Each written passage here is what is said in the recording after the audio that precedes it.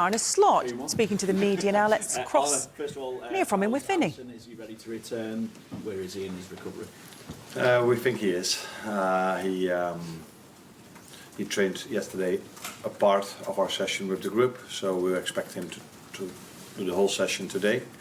So we think he's available, but of course we have to train today. And of course we're really happy with Alisson being back, but I want to emphasize on the fact that Queeve did really well in the 2 games he was on goal for us. So another example of me having 2 and I think even 3 good options in certain position in this in goal. Whereas in your forward line you've got 6 options. Just thinking, Jota scored 2 goals against West Ham. Salah's got 4 goals in his 7 games so far. Gakpo's off the mark with 2 against West Ham. Nunes started back-to-back games and scored against Bournemouth, and Luis Diaz 5 goals in 6 appearances so far. Add to that, you've been able to give Chiesa minutes. So, talk us through how you look at, or how would you describe the decisions you've got to make when selecting your starting forward line? For me, it says 2 things. It says, 1, that these players have a lot of quality, and second of all, it says that the team is always creating chances for the players that we are selecting for that game.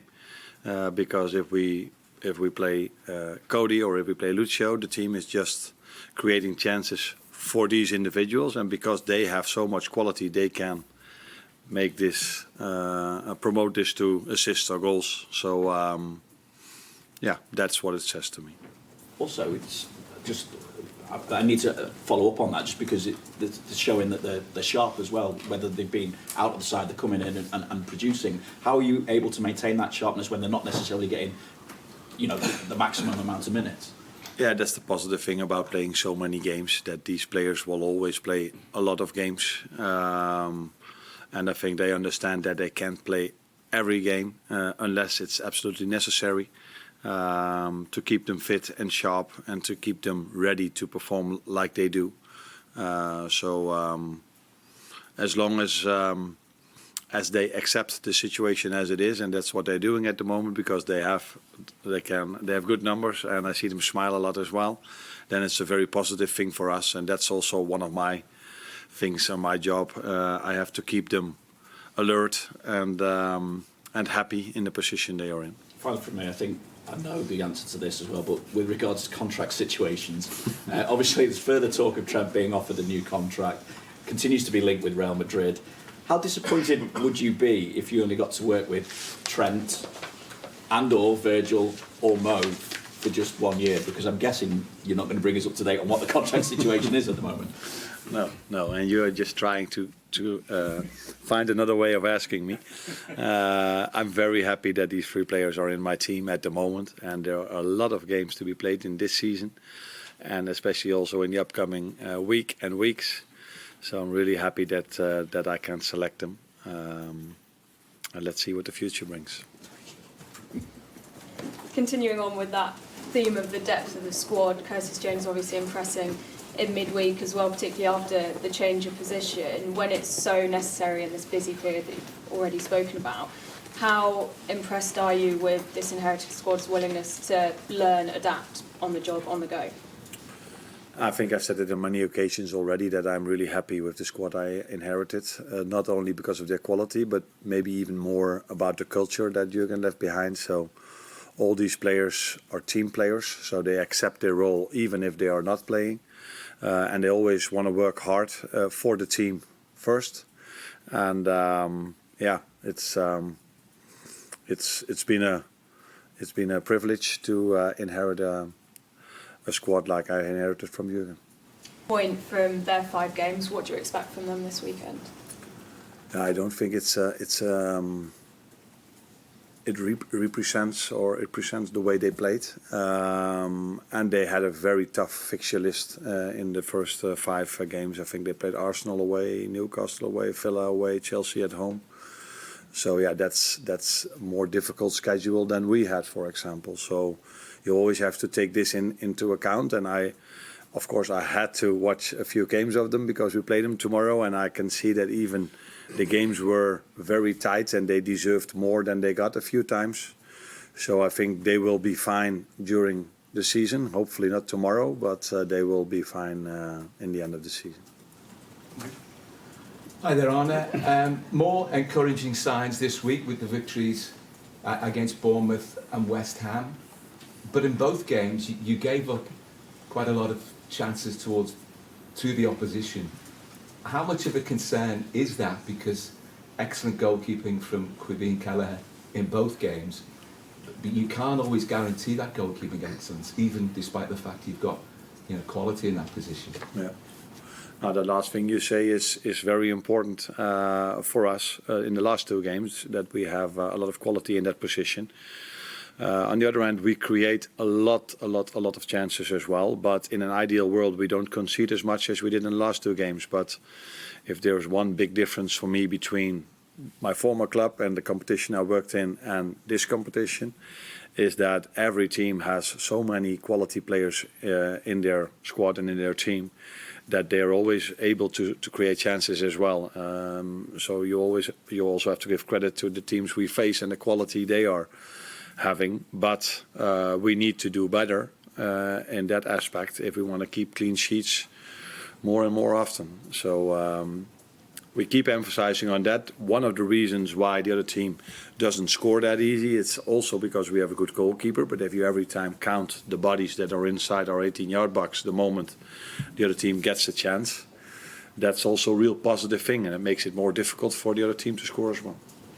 Well, how do you address the question of doing better defensively? Because there's clearly a risk and reward element to the way that you play. Is it tinkering with what the players do individually and so therefore collectively? No, it's mostly about working on it collectively. But in the last game, I think a few chances also came from set pieces. The goal they scored also came from a set piece, and their second big chance in the game was also a set piece. Then we lost one time the ball so easy where Summerfield could go on a 1v1. So,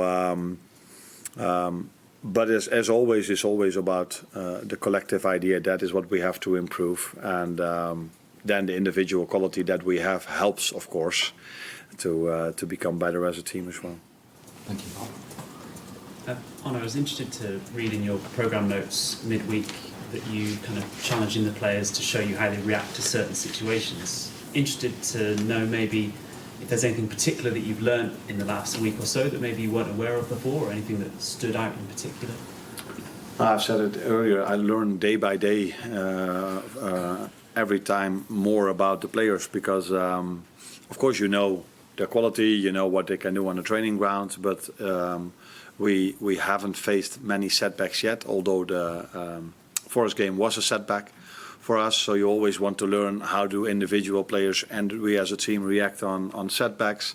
How do we react if we play a fantastic game with a great score? How do we react 3 days later? So you have to learn day by day, and that's what I'm doing. And then you try to adjust wherever you can to trigger them to get the best out of themselves, because it's all about offense, defense, and all these things we try to work on, but it's also every time you try to find a trigger for them to be on top of their game every single time they step out on the pitch. I know you've spoken generally about the depth of the forward line. Can I just ask you about Luis Diaz? 5 goals this season already. I think that's probably an area that's improved for him personally since last season, where he was maybe getting in the positions but not getting the goals. What's changed with him, do you think?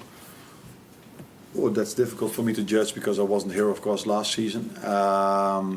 It's still a small sample size where we are talking about, and I said before also when it comes to us winning quite a lot of games that till now we've faced almost all the team we faced are on the bottom league of the table, is the way you say it. Yeah. Where of course we expect United to be on top of the table in the end of the.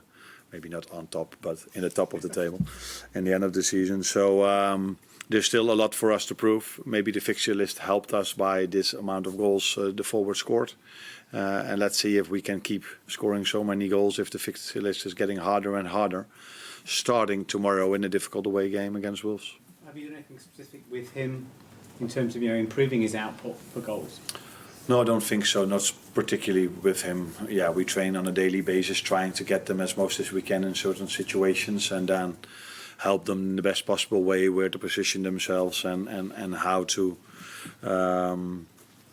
what to do in certain situations. But it's mainly also in this last third of the pitch, the quality of the player and the finishing he has, and I think he always had this. And I wasn't even that aware of the fact that how many goals did he score last season? 8. Okay. For me, he was someone who could score a goal, and 8 is for his quality, not of his standards, I would say. But did he play a lot? Did he play every game? Yeah. Okay.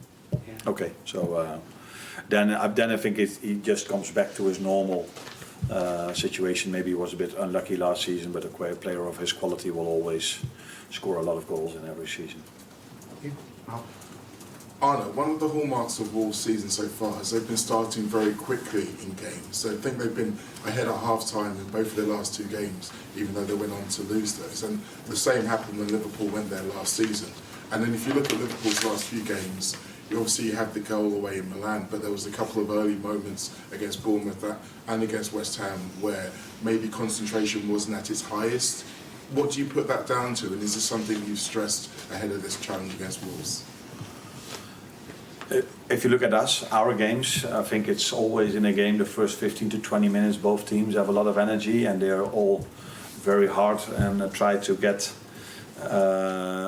maximum energy in the start, and then after 10, 15, 20 minutes the game mostly settles down, and then the team that, in my opinion, plays the best football gets the ball a lot and starts to play. But the first 15 to 20 are always 2 teams that are doing this. When it comes to Wolves, I'm not surprised that they go up because they play really good football, and I think they've been really unlucky not getting the results they might have deserved.